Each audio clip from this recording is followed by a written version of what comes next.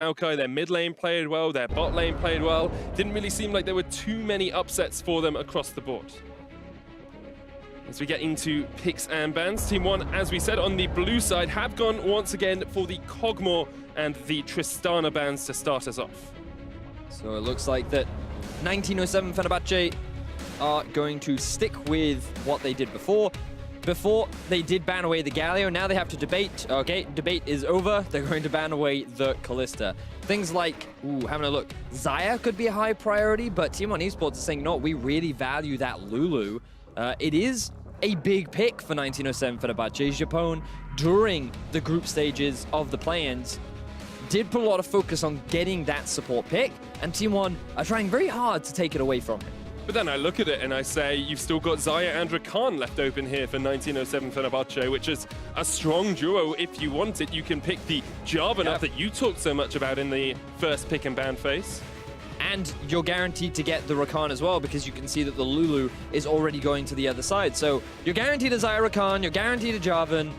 We talked about how you can't afford to give Pan and Japon a really strong 2v2, and then not only do you ban away Tristana, who's arguably one of the best answers to a Xayah, but you also give them one of, if not the current, strongest 2 versus 2 in the bot lane metagame. So many question marks from the side of me, anyway.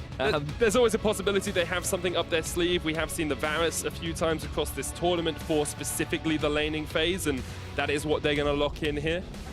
It's a possibility that they can still win out that lane. To be fair, like, Varus into Xayah is fine, but the problem arises when it's Rakan Xayah, because that 2v2 is not conventional in the sense that, remember, when she uses her W, you get bonus damage because you're paired up with the Rakan as well. And a champion like Lulu, she was very meta, along with things like the Karma in spring, very early on in the year, really all across the world. But then she had a bit of nerfs to her base HP, and that's where champions like Thresh and Rakan really started to find their own, because she's so much squishier in the early game. So if you make her the focus in a few of these early skirmishes, it's very easy to just shut her down, or at the very least burn a few summoner spells that forces her to play more reserved, and as a result, concedes more lane pressure. So Team 1 clearly have a strategy in mind. By locking in the Galio, they have the ability to roam both bot and top in the assumption that it's in the middle lane. But we do know that that champion has often gone in the top lane for the majority of this tournament.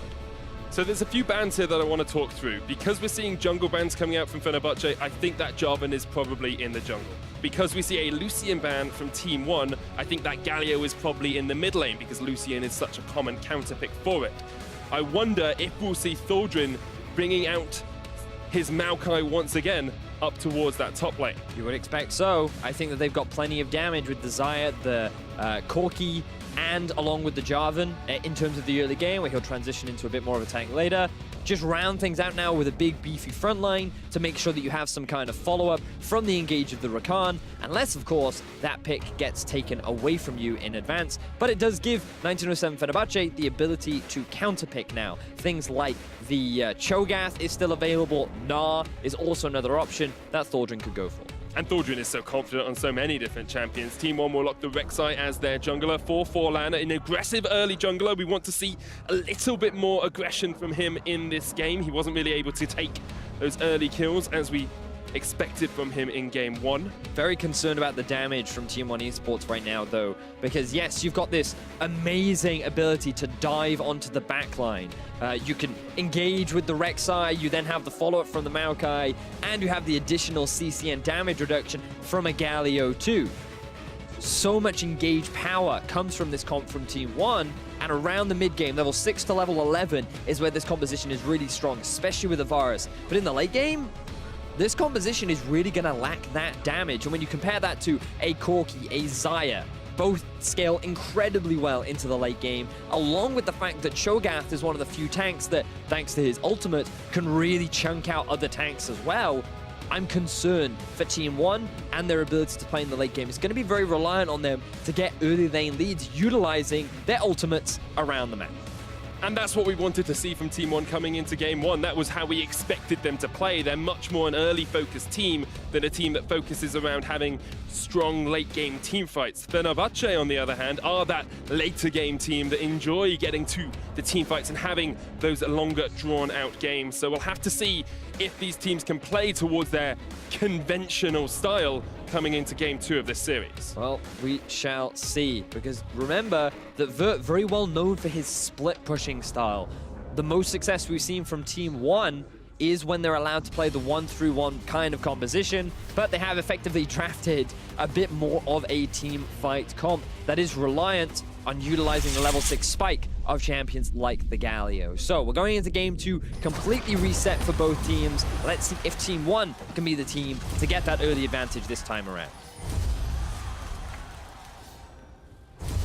And how do they get that early advantage if they're going to acquire it? Where are they looking? Are you going towards mid? Are you going towards bot? Because as we said in Picks and Bans, you don't really have a huge amount of damage to back up that early gank. Well, I think in the early game you actually have quite a lot of damage. I mean, the thing about tanks is usually their base values are pretty high, but then they don't scale exceptionally well, largely because, you know, you will build tanky items, but also just naturally within their kit, the scaling is not amazing. That's why I'm putting a lot of emphasis on things like the 6 to 11 spike, because you get a lot of extra damage from simply having levels in your abilities. And around level 6, you naturally have your ultimate, and level 11, you start maxing your second ability too. So that's where you have a fair amount of damage, and it's around the 1 item spike, and that's where Team 1 will definitely be very, very strong. And what they can do is once they hit level 6, you can make TP plays down the bottom lane. But I think the best way for them to get early leads is, number 1, use the Rek'Sai and Maokai to gank a lot onto the Cho'Gath, or you invest a lot bot lane, because you're expecting both Pan and Japone to push with this 2v2 that they have, and you want to try and punish the overextension of that duo lane, especially, again, once Absolute hits the level 6 mark. You have Chain of Corruption, you have the Galio ulti as support. Like, you have so many tools to sort of punish the aggression that is trying to be made from Fenerbahçe, and I think that's the best option for Team 1 to try and make. I think the worst thing they can do is just sit and farm. Looking down towards bot lane is something that people who try and break down 1907 Fenerbahçe's weaknesses say is a good way to get on top of them, because Padden and Japone in the past have not looked strong as a duo in the laning phase. But Game 1 perhaps plays against that storyline, plays against that idea, because they were the dominant force for 1907 Fenerbahçe. Have to see if they're able to continue that form coming into this game. Yep. Pan and Japone definitely stepped up. We heard the analyst desk talk about it. Their expectations were that if Team 1 were going to get a lead, it would be through the bottom lane. They tried to. They said, we don't think you can play Kalista. We think that we can just out 2v2 you. That kind of fell apart. But now we have to track Forlan, where he's looking to get the early aggression. We talked about how he could go either bot or top, and he's got his eyes set on Thaldrin right now. We've seen him gank top early on in the past. Here he goes, burrowing in, looking for the root, as well as Vert lands it onto Thaldrin, the flash away, but the follow-up flash, and once again, Thaldrin might be the first blood target for Team 1. Ooh, Forlan with the laugh spam as well. The thing about this jungler is, as you rightly said before, he is that early catalyst. He's the guy that likes to get those early frags, get the early kills, especially if he can to onto the top laner. And you can see here that the focus really needs to be on Thaldrin. The fact that he flashed very early on was a bit of a mistake. And right there, look at that laugh span coming out from Forlan. This guy is a big momentum individual. He loves the hype. He loves rolling off early advantages. And if he can, he loves to taunt his opposition. And you can see Thaldrin has learned a little bit as well, because last time he teleported straight back into lane and got caught out once again. This time he is still getting forced away by Forlan. And that's quite a lot of damage onto the Cho'Gath. Forlan does need to be careful, because Crash is on his way, has the Blast Cone. As Crash continues to push up, Blast Cone into the knockup. Forlan, of course, no flash. We'll have to try and get away, but the silence comes out from the Feral Scream. Trying to get to that first burrow and then looking for the second one. Goes into one. Vert's on his way. The second burrow away. The flash in by Crash, but a great knockback! That is how you do it, Team 1. Fantastic interruption there from Vert, but Forlan, his confidence nearly backfired. You can see him on the player cam. Very hyped, very excited that his top lane is there to back him up. But you have to criticize Forlan. That play was too aggressive. It was way too cocky. He should have died, but fortunately Vert was there to save him. But we talked about this team in game one, Betty, and we said they're a bunch of young guys, they're a bunch of motivation, emotion-driven players. And if you can have a play like that, where you get up into the enemy's face and you step up to them and you say, show me what you got, show me what you can do, and you get away at the end, that has to be motivating as a team. It's also got to be a bit of a tilter for 1907 Fenerbahçe. They're feeling pretty good right now. They're saying, you know what? If you're going to laugh at us, we're going to kill you. We're going to get an easy kill right here. The Corki's even making his way up through the river. Maybe he can get that kill, but then Vert there with the tree smash is able to get the interrupt of the EQ combo, and that means that he walks away with his life. Now my eyes are on the bottom lane, though. Forlan did give up his blue buff for that. We saw Crash going in, stealing it away. Bottom lane, have to see if Team 1 are aware that Japone is waiting. Cadden there as well, looking for the blade caller. Heal comes out, as 1907 Fenerbahçe are forced away. Good punish there from Absolute. He did have to use the heal, and you can see that his flash is actually already gone thanks to an early trade that went in the favor of 1907 Fenerbahçe's bottom lane. But this time around, they're able to get a lot of damage down onto Pan, showing the early power that Varus can have. But it feels like for Team 1, a lot of their focus is still going to be towards the top side. They've kind of left the 2v2 on their own. And Crash, he's not really looking at trying to send his way down there as well. But just look at the vision in the river, Medic. There's none of it. It is completely dark. If either team wanted to gank bot, the success rate, I feel, would be relatively high. Forlan's going to get that Scry's Bloom, so they can ping him out now, and they know where he is. As you say, no wards basically on the bottom side of the map at all, apart from one for 1907 Fenerbahçe that is at those Razor Beaks. Forlan is going to walk straight into Crash, and Bravo away. Crash clearing out as much as he can. A couple more wards have been placed. The river a little bit more bright for you, Betty. Yeah, it looks like Forlan, he realized, ooh, that bottom lane is a little dark. Allow me to provide enlightenment for my bottom lane. So they should feel a little bit more confident after they have now back to base, and we'll pick up things like the Vamp Scepter. You can also see Brucer expecting him to work towards the Abyssal Mask. No Rod of Ages for him, like we've seen from the Cassios on the most recent patch. And now we're approaching that level 6 mark, Medic, for Team 1. We've talked a lot about them because after game 1, their early game kind of fell apart for them. They lost the top side of the map, Thaldrin was able to roam around to the mid, and then they had control of the mid lane, and the 2v2 fell apart too. So we want to see more from Team 1. That's like, now that they're level 6, now that they're setting up for their composition to utilize some of its strengths, we want to see if they can take advantage of it. And we want to see if 1907 Fenerbahçe have set this gank up perfectly. There's no vision on Japone or on Crash as they come in. The Feral Scream comes out, the knock up into another, into a kill.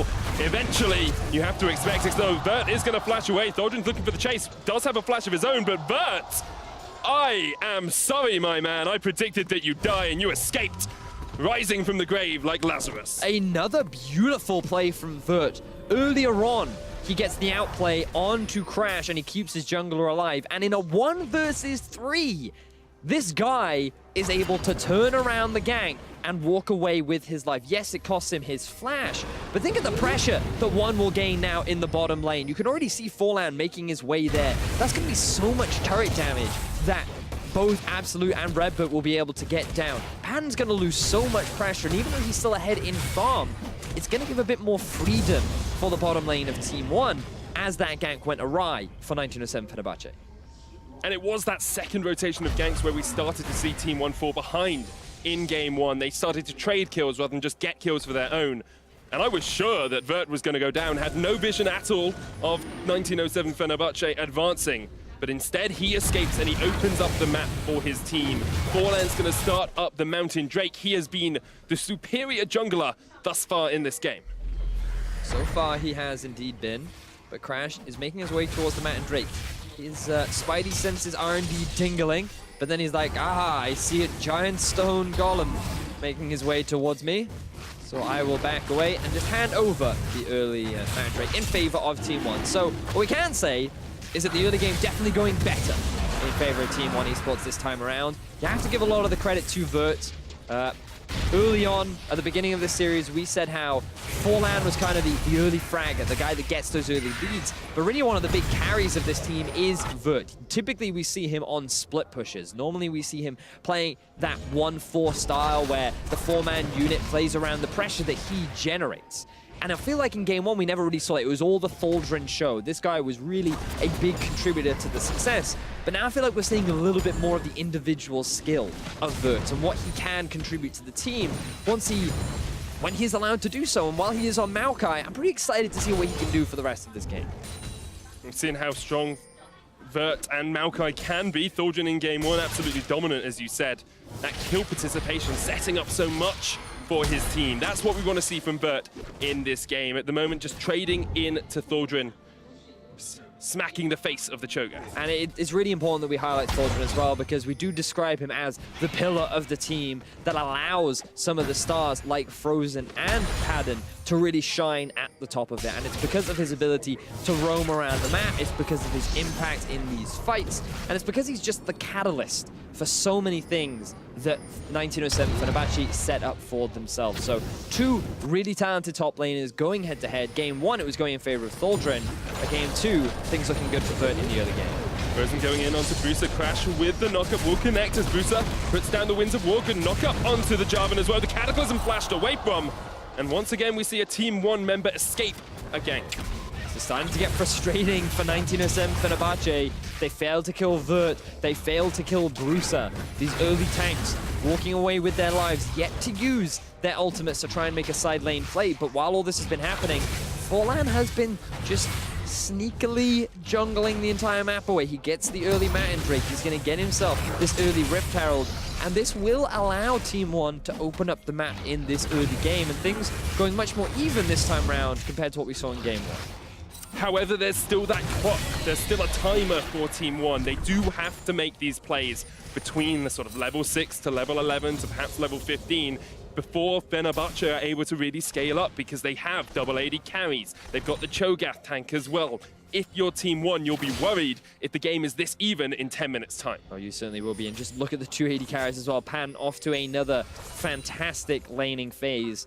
20 CS advantage, same going for Frozen in the middle lane. The only deficit on the side of 1907 Fenerbahçe is up in the top lane. Thaldren suffering to that of Vert. But in terms of the carries, they're off to a pretty good start. But things relatively slow in this early game. No more early action, and this is part of the problem with Forlan. He comes to a lane, maybe he does one gank, he then does another one, and then he just kind of goes into hibernation and permanent farm mode. We don't really see him again until the team starts to fight a little bit more later on. And Crash, on the other hand, he's all about trying to find more ganks. He's all about trying to find that pressure, and right now he wants to use Japone and his very quick engage to maybe get a kill onto one of these bottom lane members.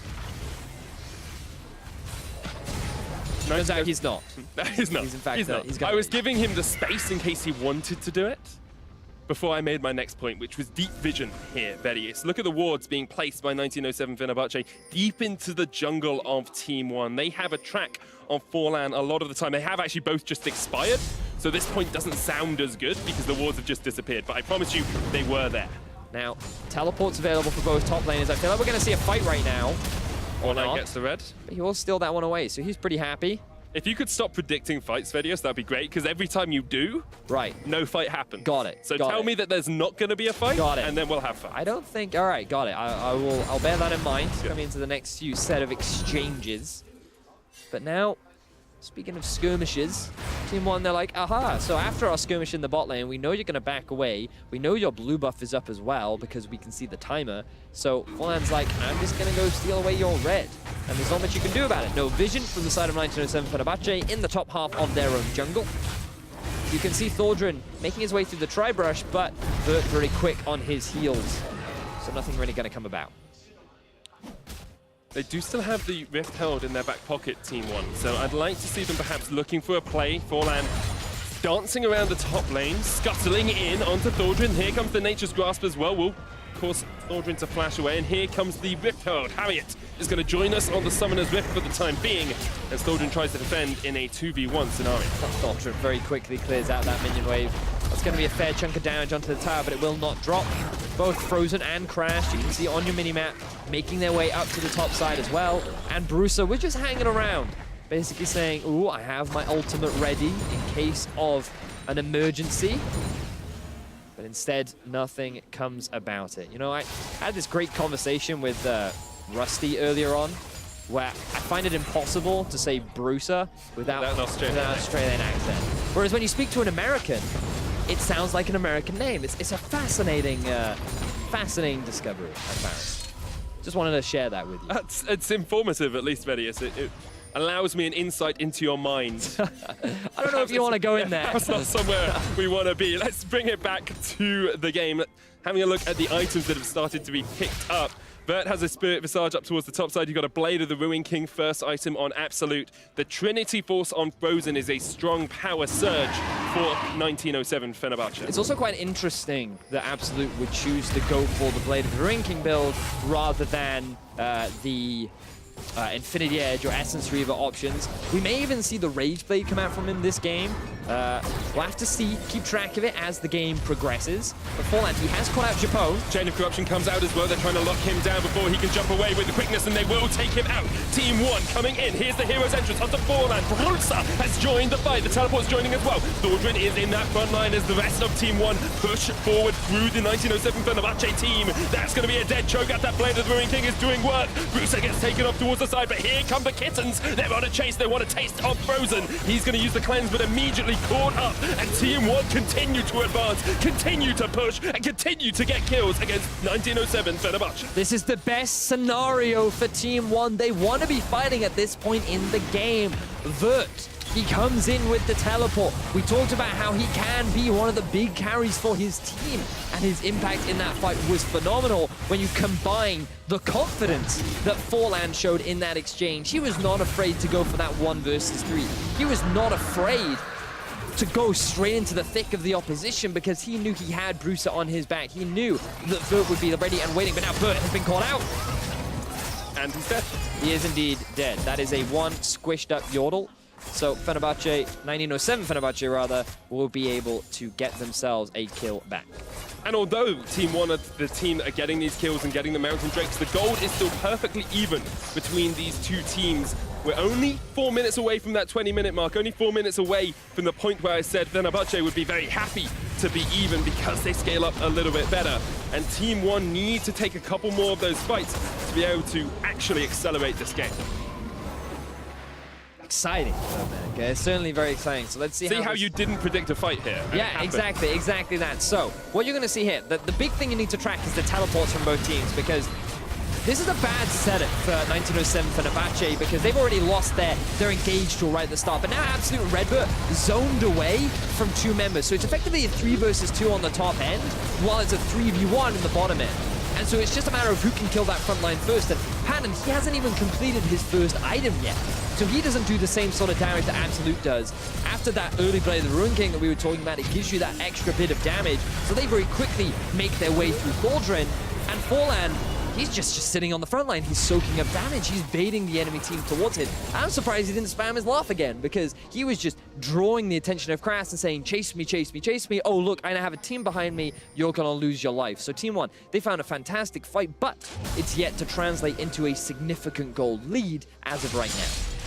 However, getting those items can help it translate. We've got an Ardent Sensor on Redbird. That is a big power spike for Team 1. Still looking for that first turret. They've moved up towards top lane. Absolute and Redbird trying to chunk down that tower that's already taking a chunk, of course, from Rift Tower. Decided to swap to the top side. They knew that the bottom lane had already taken significant damage after the fight that had happened between the two teams. With it already guaranteed to go down, they instead decided to go top. They will be very short, or rather a little short on getting that first tower blood, but still pretty happy with it overall. So Vision going to be traded either side as well. You can see Team 1 on your minimap investing a lot of Vision into the top side of the map, and now 1907 Fenerbahçe are worried about that top tier 2 tower, so they're trying to answer.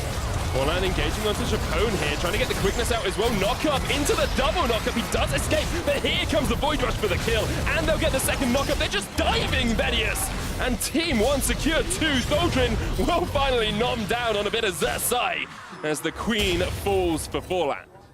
But what confidence coming out from Forlan. He immediately sees the opportunity and goes for it. Japone and Patton trying to make their way up to the top lane to defend that tier 2, but they take a risky path. They end up getting collapsed upon. Brucer is there with the damage reduction, and now we might see another fight in the jungle. Crash looking for that blue buff. We are going to see Brewster and Frozen fight up towards the top side. There is a Valkyrie. Crash gets locked up, taunted down by the Shield of Duran. He's going to get to a blast cone. Will use it, but Vert's already flashed the wall, and now actually Vert is on the wrong side of this. He will take down Crash and escape. The tree is too tanky for the Corki to remove from the map. And the Brazilian representatives using momentum so effectively. These guys, they've gotten this lead, and even though the goal doesn't feel like in their favor, they're getting kills, they're getting towers, they seem to be getting control over the whole map.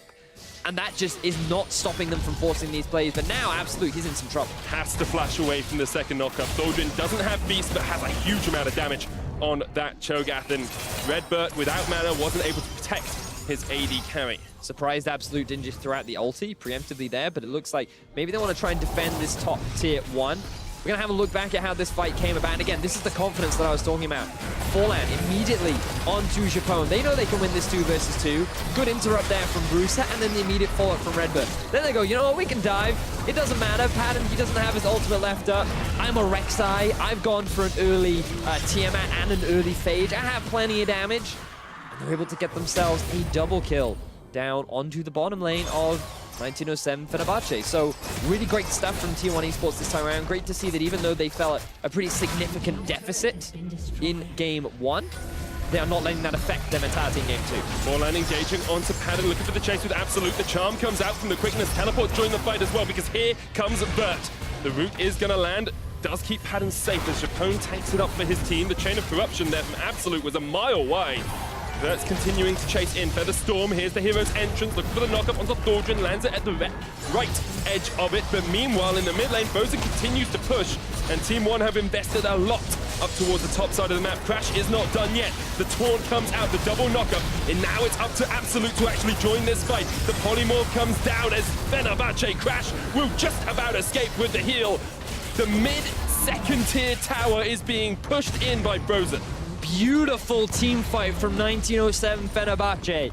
These guys stalled out all 5 members of Team 1 Esports long enough for Frozen to take 2 towers in the mid lane. That tower gap has now gone from 1-1 to 4-1 in favor of 1907 Fenerbahçe. And it just shows their ability to play the map. They know they can't win this fight. They know they don't want to try and force anything right now. So instead, they're just going to punish the poor positioning and take advantage of the overcommitted style that Team 1 is trying to force with the lead that they feel they have right now. And it's something we've seen from Fenerbahçe so often, Vedius, losing in the early game, falling behind, elongating the game, and then playing to their power in teamfights and to their strength in teamfights. Whoa, indeed. That's a Baron. There's no vision. Mounted Drake down towards the bottom side. Fenerbahçe were looking to stop that from happening. Now the pings come out on the Baron. They might just lose it. It's going low. Down to about 4,000 HP. It's already gone. Just taken away there by Team 1. Decisive decision-making from the Brazilians. We just praised 1907 Fenerbahçe for a great fight. You gotta praise Team 1 Esports for a great decision there. They don't even have vision on the bottom side, but they do have vision top. They're like, that entire area of the map is dark. We're pretty confident that Frozen's either just gone back to base or he's going to be clearing out the mid-wave.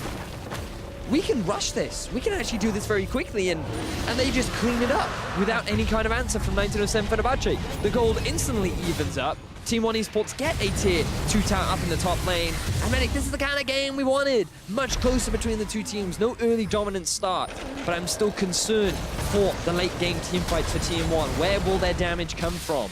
They do still have a fair amount of damage on the Rek'Sai at this point, but in the late game, a Corki, the Xayah, the Cho'Gath ultimate, will one really be able to compete with them in these team fights? That's the big question I have for Team 1 right now. And you wonder how comfortable Team 1 are playing a composition that doesn't always fall into their regular strengths. Vert can't really split push too effectively on this Maokai. He can't be the solo carry for the team. He has to be there as part of the team fighting squad to help them face up into the battle lines that 1907 Fenerbahçe will draw.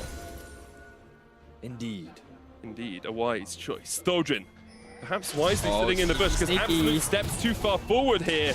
We've seen Team 1 be confident before.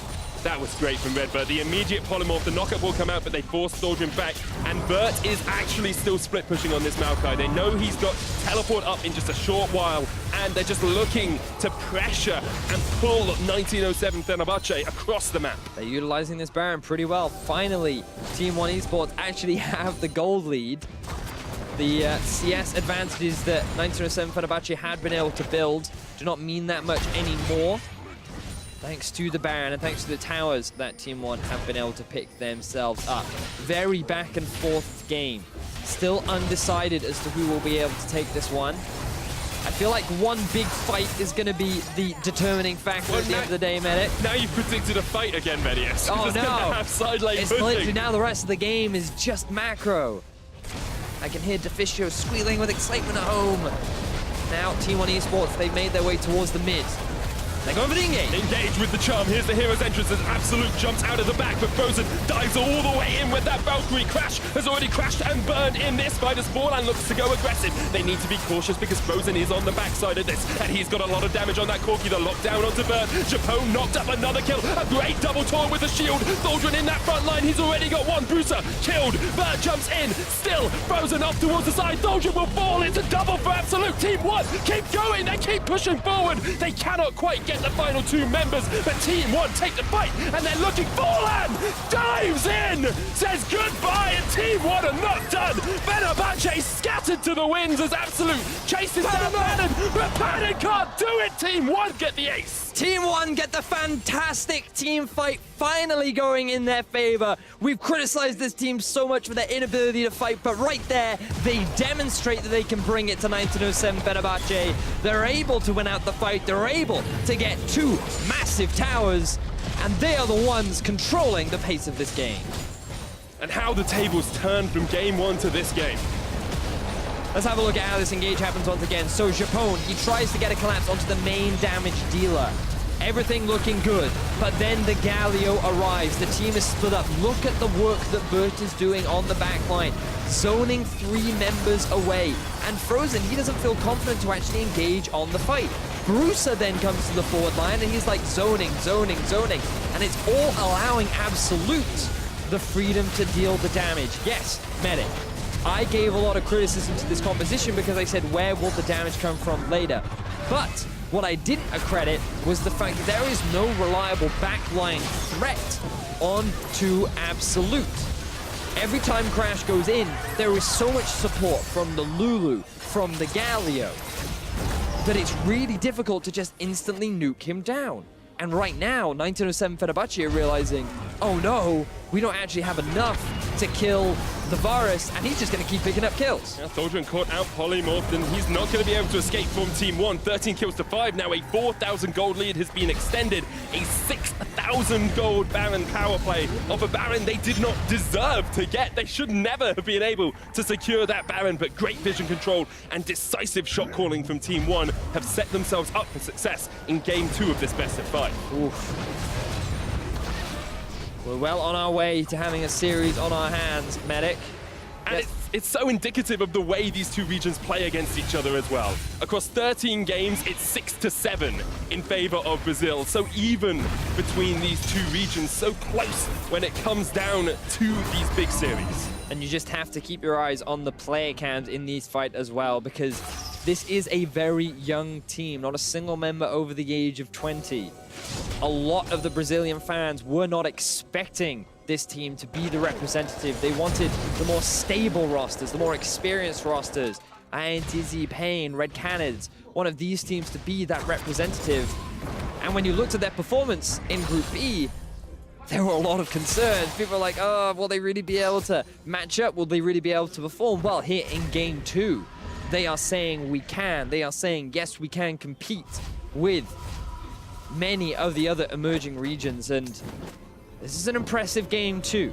There's still a lot of the series left. They still actually have to close the game out.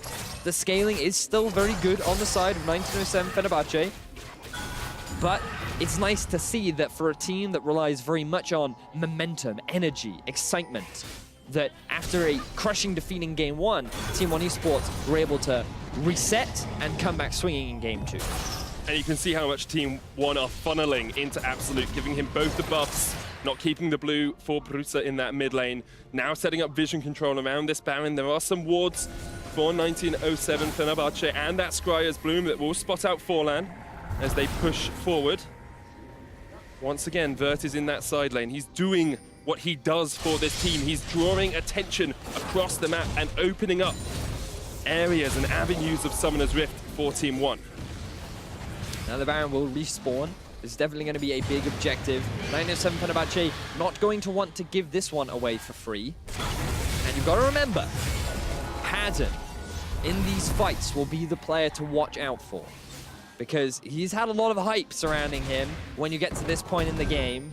I still remember his Cogmore in the 3 versus 5 against HKA. Him and Thaldrin did an excellent job of being able to turn that fight in their favor.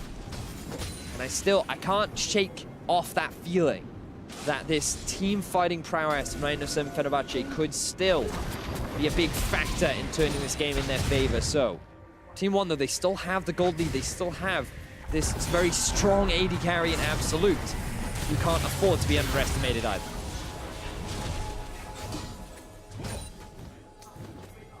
And this is where patience and experience play such a factor, Vedius. When you get to this sort of position, when you're setting up vision, when you're drawing the enemy into the traps that you set, the bushes that you clear, Team 1 need to be respectful of what Fenerbahçe can do, but they don't care at the moment as they jump onto Frozen. They get the flank, but Japone now caught out. Here's the hero's entrance. Absolute still alive. That's a dead Rakan. He gets melted, and now Team 1 will turn their eyes towards the Baron. Beautiful pick from Team 1. Forlan using that confidence once again, gaining control over the top side of 1907 Fenerbahçe's jungle, waiting for the pick, using the Tremor Sense to catch that carry out of position.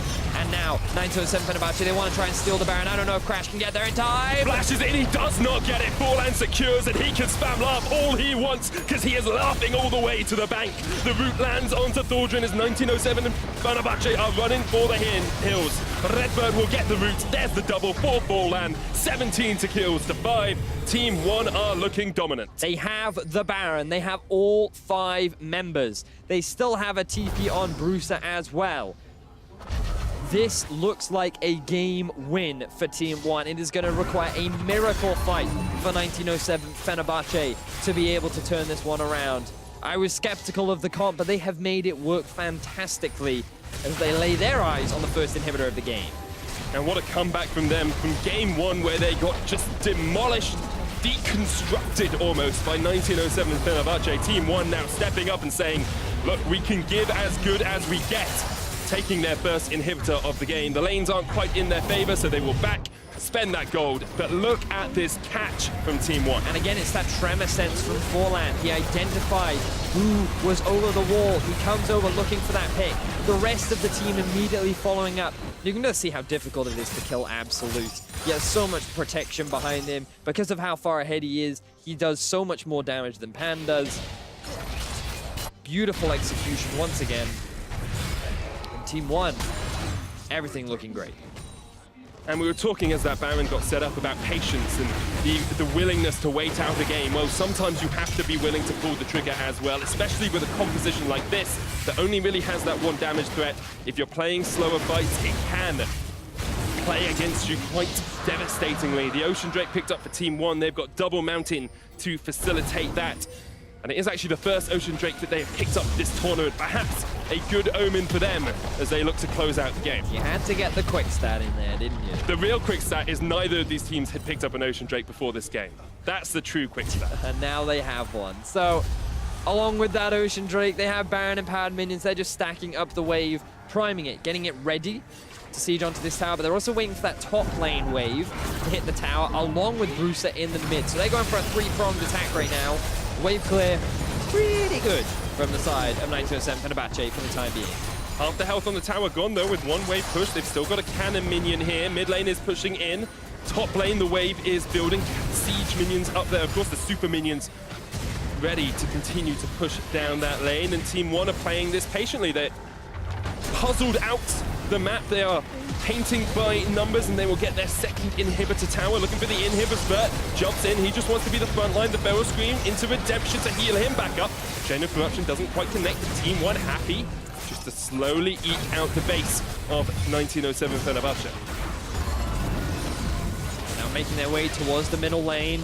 5 members versus 5 members. The deficit is so big, 1907, they're going for the engage. Japone tries to get the charm in, but knocked back. There's the Mikuro Scimitar as well, used from Absolute, and he is able to open up the big guns on the back of this fight. Absolute is legendary, as I'm sure our team won in this game. They get the 1 kill, and now they can look for a little bit more. Absolute pushing forward, knocked up, but what can Fenerbahçe do in the face of so much hate coming out from Absolute? He is demolishing them, and he is looking for those Nexus towers. Team 1 looking so convincing in game 2 off the back of Absolute and the whole team working together. They're going to get the game back and they're going for another fight. A final engage from 1907 Fenerbahçe, but Brucer does not care. He steps forward, the Valkyrie comes out, that's the package used. We are going to see Forlan fall, but he's got the GA to come back. Absolute actually called out towards the back. He has the flash. Frozen still doing a lot of work, but the Nexus Towers are down. But still, Absolute is just pounding away on this backline. He will kill Thordran. He will kill Japone. Padden jumps in and will perhaps be able to hold this one for the time being. Brucer comes up with a mighty triple at the end. Padden with a triple of his own, but Padden has to turn back and stop these minions from winning the game for Team 1. So Padden actually keeps the game alive for the time being. This guy, we talked about his team fight prowess and how he is the player you need to keep your eyes on right when the Nexus defense has to come out from the side of 1907 Fenerbahçe. He's the one that steps up. His positioning was so crucial in that final fight. And we just got to follow him throughout this entire engagement because things did not look good initially. Absolute free to deal all this damage on the backline. Keep your eyes on Padden and how he plays this fight out. He's going to get locked up initially. Oh no, Thordran soaks up the damage. He's still just chipping away through the front line, still not taking any damage. He gets torn it up. And now he's just keeping his eyes on whoever is in front of him. Forlan decides to commit alone. And he's just relying on the fact that he has not become the target focus. Absolute gets chunked out extremely low off the back of Thordran in that fight. And it was just good positioning, good awareness from Padden to basically just hit whoever he could and not overcommit to try and go for some kind of hero play. And as a result, it ends up buying a little bit more time for 1907 Fenerbahçe. Although it's bought a little bit of time for them, you still have to think that Team 1 should be able to close this out. 3 inhibitors down, 2 Nexus Towers down, only the Nexus stands between them and the win. They can just group up as 5 and look for that final push, or they can even wait a minute and a half, go for that Baron, and then try and close out the game with the buff. That was 11,000 damage from the Xayah in that last fight. That's pretty impressive. That's not bad. You still have to show respect to this AD carry, man. He has the GA now completed. Inhibitors are starting to respawn, and as you rightly identified, Baron on its way along with the Elder Dragon. So it's going to be difficult for 1907 Fenerbahçe to really leave their base. But this is what we talked about. Like, there's just that essence. Team 1, they definitely still have that control. They're definitely the heavy favorites to win out on this game. There's literally an exposed Nexus waiting for them to just run through the base, and they're going to try and do it right now. Vert looking for the engage, will jump onto Crash but get knocked up at the end of it. Team 1 now just go up towards that top inhibitor. Brucer is not with them but does have the hero's entrance to join up if needed. Thordran's now the one to try and re-engage. Onto Vert, gets the Bell Scream off. The knockup does not connect, the secondary one does. There's the wild growth, but already Vert is low. Here's the hero's entrance as well, trying to keep him alive. Japone down now, it's a 4v5 in favor of Team 1. Look at Absolute, it's a double. He's looking for even more, gets the triple onto Thordran as they continue to push forward. And now Frozen and Padden have to do something incredibly good. Padden manages to take out Redbert down towards the bottom side, but I think Team 1 just want to go for the Nexus. Frozen's still there, Absolute will go low. Frozen just needs to land an empowered Sheen Proc. Padden comes off towards the back of it. Absolute gets some damage down on towards the Nexus. There gets the kill on towards Frozen, and now Padden forced off towards the bottom of the fight. This will be the win, this will be the Nexus for Team 1, and they equalize the series 1-1. This time round, Absolute, he doesn't give away his life. He keeps the momentum going. You can see the excitement on Forlan's face as well, as sighs of relief come out from the members of Team 1 eSports. It's going to equalize the series, Medic. And a lot of people were saying 1907 Fenerbahçe were firm favorites coming into this after Team 1's poor performance in groups, only being able to beat Direwolves. We thought that 1907 Fenerbahçe had had a tougher test and had shown that they were stronger, but Team 1 played their composition well, played really well around those spikes in power, those spikes in damage, and were able to close out the game. And I feel like a lot of the credit has to go on to Vert. This guy, he survived a lot of the early ganks up in the top lane. His impact in a lot of these fights was very impressive. Many times he would soak a huge amount of damage, get very low, and then just barely escape with his life as well. And that provided Absolute with enough time to just pew, pew, pew, pew, pew all the way through the opposition. And it was just a matter of 1907 Fenerbahçe never having enough backline threat to all of a sudden swing the fight in their favor. So credit to Team 1 bouncing back and looking good in Game 2. Guaranteed to give us a 4-game set. I love 4-game sets, and I'm sure Team 1 do as well, as they've evened up the series. And to hear how they tied it up, let's send it over to our analyst desk. Thank you very much, Medic. Just got to say, Team 1 turning it around, coming back. I looked at the draft, I was skeptical, but these guys brought it home in Game 2. I think you had a good reason to be skeptical. I can't really justify giving up Xayah, J4, Rakan in the first phase of the draft just so you can take Lulu first. That, to me, is just completely baffling. Yeah, and ultimately they picked the Varus with the Lulu. We've seen this lane before. We know what it's capable of doing, but they still lost their lane a little bit. However, we get outside of the laning phase, we get some early kills under that Varus, and the team composition starts to make sense when you've got all these tanks that can stand in front of him. Yeah, and they're supposed to win bot lane with this. You probably want the Galio to go bottom where there's pressure, the Rek'Sai dives, and hopefully you blow the game up through the bot lane. And in that sense, it does make a little bit of sense. It's just what you gave up to get to this game plan is way too much. And to be fair, we were looking for another damage threat, and we were surprised to see that it was, in fact, the Rek'Sai. It was 4 lane, it was going to be the second damage threat. This man went for a super aggressive Rek'Sai build. It was weirdly aggressive because he built the Cinder Hulk and then got the Tiamat, and then you're like, okay, he's gonna go for some kind of Titanic Hydra Black Cleaver build, but then he goes got a dagger mark. Yeah, then he gets a dagger for Berserker Greaves, and then he goes GA. It was once again a little all over the place. We weren't sure where he was going when he had the dagger, but we're looking at it. But at this point, we have a fed Rek'Sai, and things are looking good. But when we take it our first replay, we can see why maybe there was some uncertainty for Team 1, because they start things off, things are looking great, but the longer this play goes, you're going to start to realize that they may have stayed a little too long. And here you see a little bit some of the struggles of that Rek'Sai build. Just starts getting melted by the Xayah. You know, Ninja Tabby probably would have been the right boots to go. And this whole time, while Fenerbahçe, 1907 Fenerbahçe are doing a great job kiting out in the top lane, the Corkis is just staying mid and pushing this entire time. It's that first real big moment, you'd have to say, in this game where Fenerbahçe have a crazy good strategy compared to what One were doing, which was just throwing their faces at 1907 Fenerbahçe's composition. Again, what the comps are designed to do, however, with how close they were skirting around their health bars, with how they were able to weave in and out in this situation, 1907 Fenerbahçe get 2 turrets for their troubles, and that was the beginning of what you thought was going to be the macro play that may well get them a victory.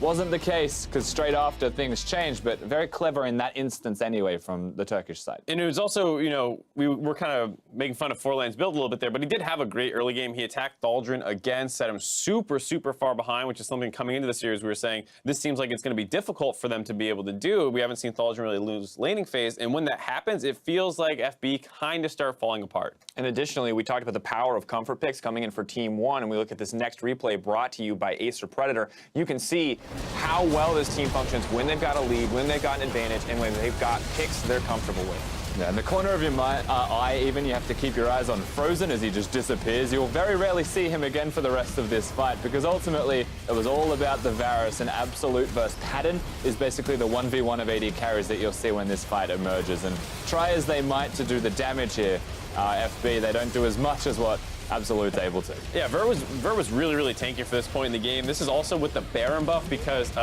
One was able to grab double Mountain. They went for a very quick 22-minute Baron, and FB was totally unprepared for it. Surprisingly, they didn't have any vision down, so despite that good turret trade, they instantly fall back behind from this Baron, and then after they win this fight, they're actually able to snowball into a massive gold lead. And this is that 1v1 where he thought he had it, he just didn't. Vert coming up, supporting his AD carry, who had a rough game 1, but kind of bounced back this time around. And that was interesting, too, because we talked a little bit about 4Lane, but Absolute also felt like a pretty major factor in making things happen in this game. But just across the board, Team 1, this looked so much better to me. But what was generally your impression? Is this mistakes on the side of Fenerbahçe? What is actually happening here that led to this Team 1 victory? Combination of both, honestly. I feel like 1907 Fenerbahçe could have made a wealth of decisions that might have been more patient. Again, I don't think Team 1 were aggressively going at them unless they met in the middle, and then Team 1 would over-aggress and they'd overextend themselves and make sure they got the team fight they were after. So could have been cleaner on both sides, honestly, but my take is that Team 1 look at least a lot more comfortable right now in this second game. It's one of the things where I would want to see a little bit more out of one before I'm very confident on this team, just because the draft phase was very strange. You had this strategy around your bot lane winning, and they were actually down 40 CS at like 15, 20 minutes or something like that, so they were getting smashed down there. And the only reason this game plan worked out so well was because Thaldrin fell behind the top side, and then the double Mountain Dragon that they were able to get was converted very cleanly into a Baron, but if you don't get those kinds of things, this comp and the game plan seem to be falling apart. That's the crazy thing about this game as well, right? Like, Forlan gets Thaldrin behind, suddenly Team 1 are able to win the game pretty successfully, but at the same time he's building Berserker Greaves, so you're like,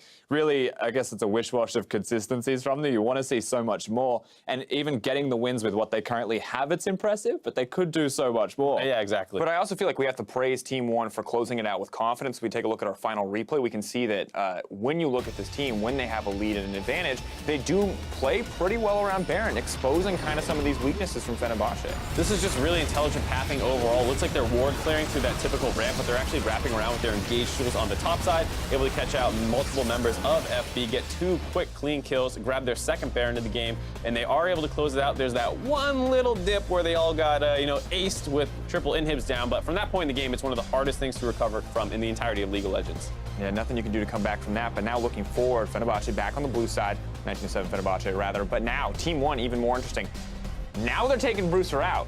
Brewster just won a game. Now Marf is coming in. This is, I think, the hottest debate on the desk that we've had in a long time. But explain to me, what's the logic here? Character switches can come at weird times, usually when you're looking for counter picks, so it makes sense a little bit that they're going to be moving back to red side, and they want to take this Marth choice, and they might be able to use his champion pool a little differently. He has some more specific picks that he plays, and they're hoping to find some way to equalize that mid matchup because Brewster did fall behind once again around 30 CS. Yeah, he does have some crazy picks. He does have some really cool champions that he's able to bring out, and he's a very different style of player to that of Brewster. If Brewster's meant to survive his lane, maybe shut down his opponent, and he's losing his lane, not shutting down his opponent, then there's a fairly obvious choice with where you would want to go, and that is picking Marth up and trying to match Frozen's roaming and his ability to get around the rift. And of course, on the opposite side, Fenerbahçe don't have the option to bring out subs. We did see how much more crucial. I feel like we saw for the first time this tournament, Thaldrin exposed and kind of shut down very early on, and that feels like a sign of concern for Fenerbahçe because